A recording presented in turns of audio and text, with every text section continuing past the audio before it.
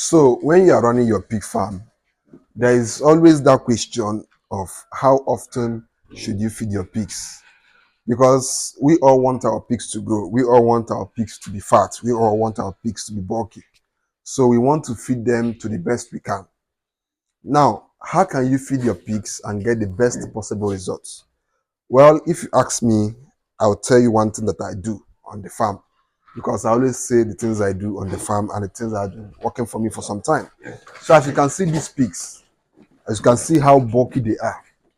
If you look at these pigs, you see that they are very bulky, they are very agile, in fact, their body is very nice.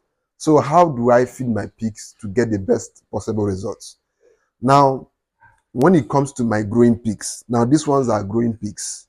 Any pig that is still growing is a growing pig. When it comes to them, I feed them I feed them ad libitum, which basically means I feed them 247. Every single moment, they always have feed in their room. Every time you come here, you must always find feeds in their pits, because they always have to eat. Because at this stage of their life, they don't need you to start economizing feed. They don't need you to start cutting corners. They just need you to feed them well. Because if you don't feed them well at this stage, they will struggle to grow.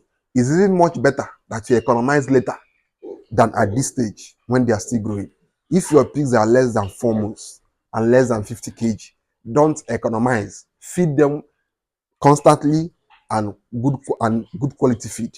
Now, how can you know that you are feeding your pigs a balanced diet, a quality feed? You can know by observing them.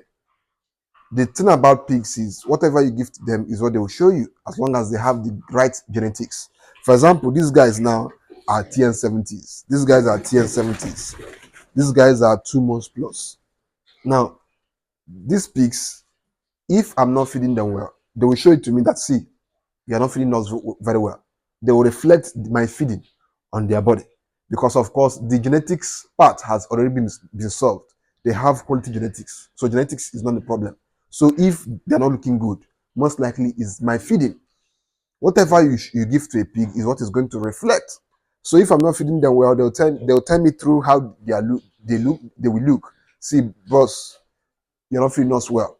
You have to feed us well if you want us to look better. So they will always show it to you. So this is why you must feed ad libitum. Feed them constantly and feed them good quality feed and provide adequate water. On our farm, we use the nipple drinkers. So anytime they put their mouth there, they always suck water to their food. They have feed, they have water, 247. Why won't they grow well? And of course, you deworm them regularly. Once you combine feeding your pigs constantly and feeding well, not just feeding, because there's a difference between feeding your pig constantly and feeding it well constantly. You can just pour anything here and the pigs will be eating every time, but they will not be growing, because what you are giving to them is what their body doesn't need. But when you give to them what their body needs, and you give it to them 247, and they have access to water 247, and you deworm them every month, your pigs will perform well as long as they have the right genetics. This is why genetics is the first point you must address in your pig farm. Start your farm with quality genetics. Start your farm with good genetics, and you see that even the feeding will become easier for you, because as they are feeding, they'll be converting at a very fast rate. Unlike when you don't have the right genetics in your farm.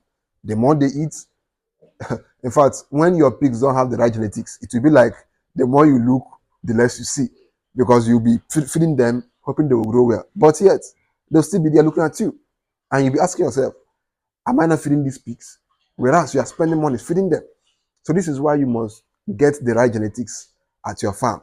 And of course, this is why we are here, to educate you, not just to educate you on how to run your pig farm, to also help you get the right genetics.